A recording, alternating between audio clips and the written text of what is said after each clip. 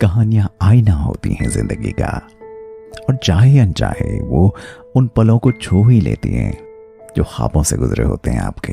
एक ऐसी ही प्यारी सी कहानी, भुवन। आइए सुनते हैं। शाम को हिमदा की जीप से भुवन घर को रवाना हुआ। घर पहुंचते पहुंचते रात हो गई थी और रोड से घर तक जाने के लिए भुवन ने टॉर्च जला लिया। सोहन, भुवन के चाचा का लड़का, भी दुकान तक कुछ सामान पहुंचाने आया था, सो वो भी उसके साथ हो लिया।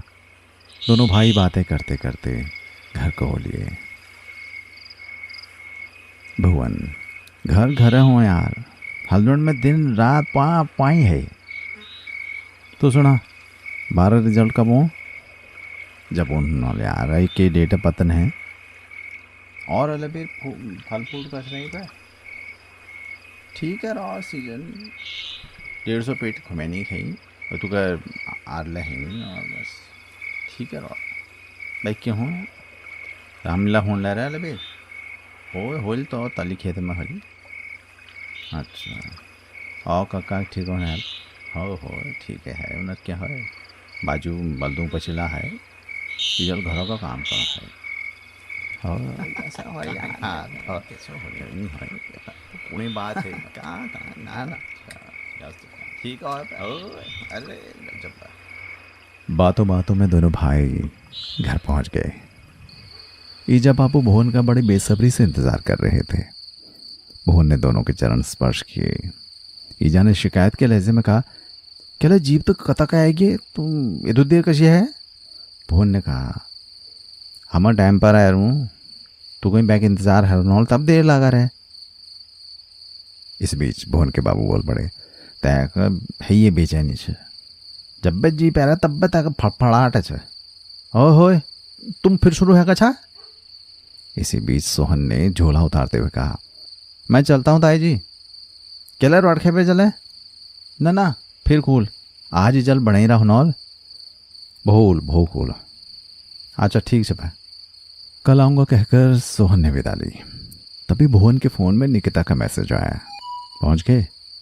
भुवन ने हाँ का रिप्लाई किया और मोबाइल डाटा बंद कर दिया।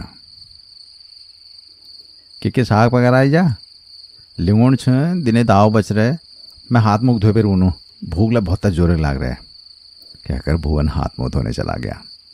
फिर ईजा बाबू और भुवन ने मिलकर खाना खाया। आज बहुत दिनों बाद खाई जश लगा रहा था। घर घर होएगा ईजा हो चला घर घर है। और उसके बाद भुवन, ईजा बाबू आपस में बहुत देर तक बातें करते रहे। शहर से आने वाले गांव के लोगों को गांव अपरिचित सा लगने लगता है, लेकिन भुवन इतना शहरी भी नहीं हुआ था कि उसे ऐसा कुछ लगे। सो अगले ही दिन से वो फिर गांव की दिनचर्या में रम गया। घर के सभी काम तो उसे आते ही थे। सो सुबह सुबह भैंस बांधना, झाड़ झाड़ना, माँ की मदद करना, गाय को जंगल ग्वालियर ले जाना, जंगल से आते वक्त लकड़ी ले आना।